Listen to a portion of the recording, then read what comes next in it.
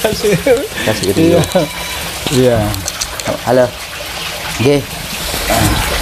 Ini salah satu segmen di dunia SMK ngobrol bareng ya. Di ngobrol bareng bersama guru, bersama kepala sekolah, bersama dengan alumni SMK. Nah, ini istimewa ini sore hari ini. Istimewa sore hari ini Cak Syukur kedatangan Mas Firman ini. Mas Firman ini teman baik Cak Syukur yang juga beliau adalah alumni SMK juga. Alumni SMK juga ya, Mas ya. Alumni SMK. Alumni SMK tapi juga. tahun 2000. Tahun 2000. Tahun 2000. Nah, alumni pertama SMK dari STM pindah SMK. Ya. STM peralihan iya, dari STM ke SMK. Jadi kelas 1-nya itu masih STM, kelas 2, 3 sudah SMK. Ya, yang jelas beliau ini Cak Syukur kenal adalah seorang pengusaha muda yang luar biasa guys di Lumajang khususnya dan juga beberapa wilayah di Jawa Timur. Dari berapa hari yang lalu ini Mas Firman ini sebenarnya pengen ngobrol-ngobrol bersama Cak Syukur. Yang jelas beliau ini punya apa namanya permasalahan ini di bidang tenaga kerja. Nah, teman pencarian tenaga kerja kayaknya menarik ini Mas. Kalau di luar sana kan ngomongnya katanya banyak pengangguran karena kurangnya lapangan kerja. Justru yang dirasakan pengusaha itu sebaliknya. Pengusaha ini lagi susah mencari tenaga kerja. Ini Mas, sebelum kita ngobrol banyak ke sana ya, mungkin bisa menceritakan sedikit profil usaha panjenengan Mas, yang saya tahu luar biasa kok, karena saya juga kenal dengan Nyonyai panjenengan juga yang juga alumninya Cak Syukur ya. Usahanya panjenengan ini gimana sekarang Mas, perkembangannya Mas? Oke, Assalamualaikum warahmatullahi wabarakatuh. Selamat sore semuanya. Om Swastiastu, Namo Buddhaya. Perkenalkan, nama saya Firman. Saya asli dari Banyuwangi, tapi sekarang tinggal di Lumajang karena kecantol sama muridnya Cak Syukur. Saya dapat istri saya dulu alumninya Cak Syukur di SMK 1 Lumajang tahun 2006. Ya. Apa lab Persada? Ya. Bisa bercerita sedikit lab Persada itu bisnis kami bergerak di bidang IT. Jadi toko gadget mulai laptop, handphone, terus elektronik dan juga CCTV dan peripheral lainnya. Ada service center juga. Sudah kami dipercaya sama 7 brand nasional untuk pegang service center resminya. Oh, jadi pegang 7 brand. 7 brand. Axio, Acer, Epson, HP, Canon, sama satunya lupa. Oh, Lenovo. Oh. Yang baru Lenovo. Terus satunya lagi Renner. Dengan berbagai macam produknya Mas ya? Dengan berbagai macam produknya. Ada laptop, proyektor sama printer. Fokus di 3. Dan itu semua ada di lab Persada ya? Ya. Lab Persada ini ada berapa cabang? Sekarang alhamdulillah ada 6 cabang di Lumajang, terus tambah 1 service center. Ya, dari sementara masih di kota Lumajang dulu. Oh gitu ya. Tapi marketingnya sampai keluar. Kalau pemasaran kami sampai se-Indonesia karena melalui online juga kan, kami ada di marketplace mulai Shopee. Ya, Tokped, terus Aku Laku dan sebagainya. Nah, tadi jenengan udah cerita sedikit terkait dengan sulitnya mencari tenaga kerja. Gimana Mas ya? Yang panjenengan rasakan sebagai seorang pengusaha itu sekarang itu gimana Mas dalam tenaga kerja? Iya. Sekarang itu memang ada fenomena yang unik. Di samping yang lagi rame ngobrolin masalah gengsi, sebenarnya nggak semua gengsi itu bermasalah atau bermanja-manja ya. Ada banyak juga gengsi itu yang fight. Ada juga gengsi itu yang top banget itu ada. Dan banyak saya rasa dengan cara mereka menghasilkan uang dengan era sekarang. Tapi yang sekarang jadi tantangan baru untuk para pengusaha itu hampir semua, bukan hanya saya. Ketika saya ketemu teman-teman, ya apa cari SDM saat ini? Saya pikir kan hanya di Lumajang karena kota kecil ya. Ternyata hampir seluruhnya itu problemnya di rekrutmen. Oh, berarti yang jenengan rasakan itu bukan hanya terjadi di perusahaan di jenengan ya? Ya. Bukan hanya di perusahaan kami. Di perusahaan teman-teman juga yang di kota besar juga sama. Saya berpikir di kota besar source-nya anak kuliah kan juga banyak, Ya. mungkin akan lebih mudah. Ternyata enggak juga. Karena begitu source yang masuk ini sarjana misalkan, mereka menginginkan walaupun belum ada pengalaman kerja, mereka sudah ingin gaji langsung 2 digit misalkan, atau 1 digit tapi gede di atas UMK, yang itu belum semua perusahaan bisa menjangkau kan gitu. Terus yang problem lagi ketika misalkan kita buka lowongan pekerjaan. Nah, itu gimana yang jenengan rasakan tuh, Mas? Ketika kita buka lowongan pekerjaan, yang melamar itu selalu banyak. Kadang untuk 7 sampai 10 hari gitu bisa 100 sampai 150 orang pelamar masuk dari berbagai jenjang pendidikan. Mulai SMA, SMK, perguruan tinggi. Itu mereka melamar. Perguruan tingginya mulai di D1, D3, sarjana.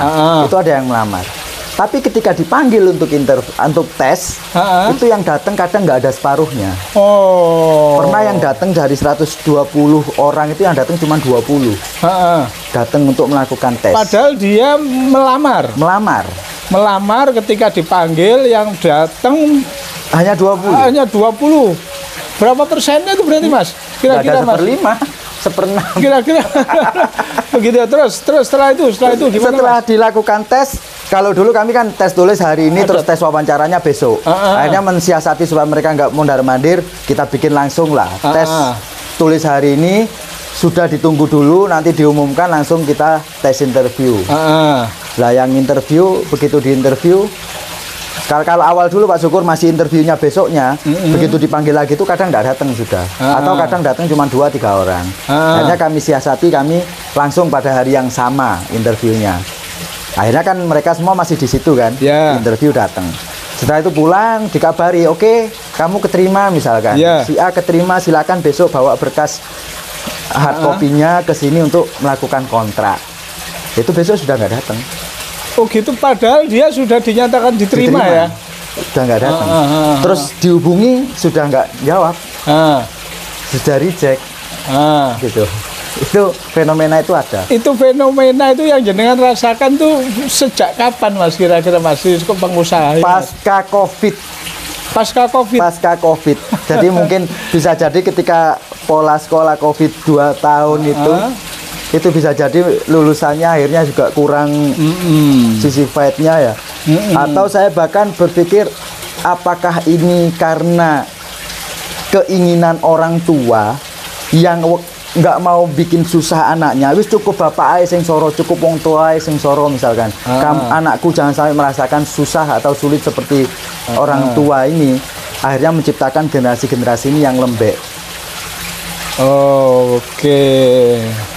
Kalau zaman kita kan, zaman kita maksudnya zaman Cak Syukur sama zaman jenengan. Susah.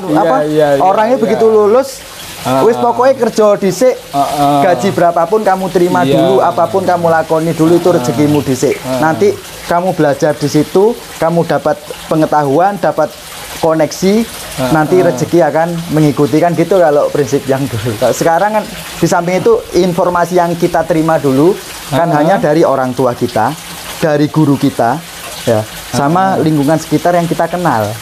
Jadi tergantung kita. Sedangkan anak sekarang informasi itu sudah. Kira-kira Mas ya, Mas Firman ya, ini menurut panjenengan apa yang menyebabkan seperti itu, kira-kira apa? Karena kita nanti pasti akan mencari solusi ya untuk semua, betul, ya. Betul.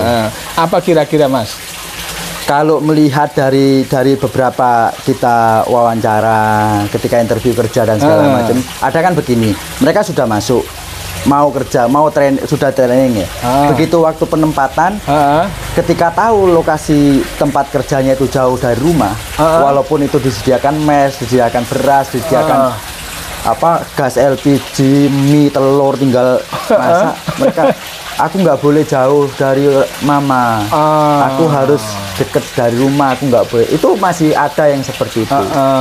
Bahkan bukan hanya kami, saat itu pun Disnaker Kabupaten Lumajang mengadakan job desk, job fair ya. Ada 30 anak yang diterima perbankan BUMN, 30 anak Lumajang. Nggak ada yang mau ngambil, perkaranya ditempatkan di Jember. Padahal sudah diterima. Sudah diterima. Berarti kalau gitu bisa kita faktor tidak mau jauh dari orang tua. Orang tua. Nggak mau jauh dari teman, dari lingkungan juga bisa. Iya, nggak mau jauh dari lingkungan teman. Ya, kemudian selama ini yang sudah panjenengan lakukan sebagai pengusaha apa Mas? Karena saya tahu apa namanya kerjasama dengan Disnaker, dengan itu tadi apa yang sudah panjenengan lakukan selama ini dalam menghadapi masalah itu Mas? Selama ini kita kan coba dari berbagai berbagai sumber dari media sosial, kita coba kerjasama dengan akun-akun yang itu untuk lowongan kerja. Terus dengan beberapa sekolah itu kami surati untuk ini ada lowongan seperti ini. Sudah kerjasama dengan beberapa sekolah untuk memberikan lulusannya yang bagus. Ayo mana kami butuh dan segala macamnya. Tapi lagi-lagi ketika keran itu dibuka, mereka masuk, waktu penempatan mereka itu rata-rata nggak mau.